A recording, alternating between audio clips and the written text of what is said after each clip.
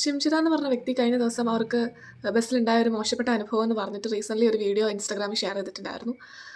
അതിലുണ്ടായിരുന്ന ആ വ്യക്തി കഴിഞ്ഞ ദിവസം സൂയിസൈഡ് ചെയ്തിട്ടുണ്ട്. സോ എനിക്ക് സംസാരിക്കാനുള്ളത് സ്ത്രീകളോടാണ്. ലൈക്ക് നിങ്ങൾക്കൊരു മോശപ്പെട്ട അനുഭവം ബസ്സിൽ വെച്ചോ അല്ലെങ്കിൽ ഏതെങ്കിലും ഒരു പബ്ലിക് സൈഡിൽ വെച്ച് ഉണ്ടായിക്കഴിഞ്ഞാൽ നിങ്ങൾ അത് വീഡിയോ എടുക്കുകയാണോ പെട്ടെന്ന് ചെയ്യുക?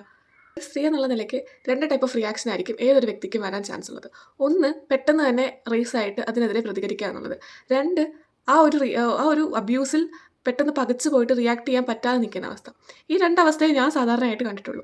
പക്ഷേ ഇങ്ങനൊരു അനുഭവം നേരിടുമ്പോൾ അത് പെട്ടെന്ന് തന്നെ വീഡിയോ ആക്കി ചിത്രീകരിച്ച് ചിരിച്ച് പോസ്റ്റ് ചെയ്യാൻ പറ്റുന്ന ഒരു മനോഭാവം ഒരു സ്ത്രീക്കും ഉണ്ടാകുമെന്ന് ഞാൻ വിചാരിക്കുന്നില്ല.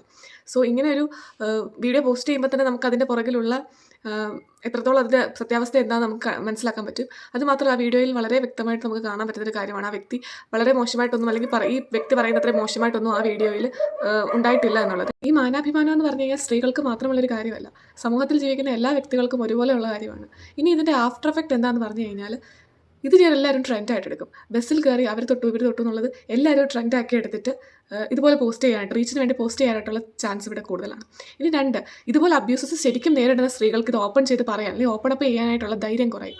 ബിക്കോസ് ഇനി ഇങ്ങനെ പറഞ്ഞാലും വേറെ സോഷ്യൽ മീഡിയയിൽ വന്ന് പറഞ്ഞാലും പോലും അല്ലെങ്കിൽ റിയാക്ട് ചെയ്താലും വെറുതെ പറയുവാണെന്നുള്ള പേടി അവരുടെ മനസ്സിലുണ്ടാകും. ഇതിനെല്ലാം കാരണം ഇങ്ങനെ ഫേക്ക് ന്യൂസ് സ്പ്രെഡ് ചെയ്യുന്ന കുറച്ച് ആൾക്കാരാണ്. ഇതിപ്പോൾ എന്തെങ്കിലും ഗുണം ആർക്കെങ്കിലും ഉണ്ടാകുമെന്ന് ചോദിച്ചു കഴിഞ്ഞാൽ പാവപ്പെട്ട ഒരു വ്യക്തിക്ക് അയാളുടെ ജീവിതം നഷ്ടമായി. പാമ്പടിച്ച ഒരു കുടുംബത്തിലെ ഒരു അത്താണി നഷ്ടപ്പെട്ടു എന്നല്ലാണ്ട് ഈ ഒരു കാര്യം കൊണ്ട് വേറെ ആർക്കും ഒരു ഗുണം ഉണ്ടായിട്ടില്ല. വീഡിയോ പോസ്റ്റ് ചെയ്ത യുവതിക്ക് മറ്റുള്ളവരെ പോലെ തന്നെ അല്ലെങ്കിൽ ക്രിമിനൽ കുറ്റം ചെയ്ത മറ്റുള്ള വ്യക്തികളെ പോലെ തന്നെ നല്ലൊരു ശിക്ഷ ലഭിക്കട്ടെ എന്ന് പ്രാർത്ഥിക്കുന്നു. കാരണം ഇല്ലെങ്കിൽ ഈ ഒരു രീതി മറ്റുള്ള വ്യക്തികളും തുടർന്നു പോകാനുള്ള ചാൻസും ഇതുപോലെ ഇനിയും പല ദീപക് ഉണ്ടാവാനുള്ള ചാൻസും ഈ വരുന്ന സമൂഹത്തിൽ കൂടുതലാണ്.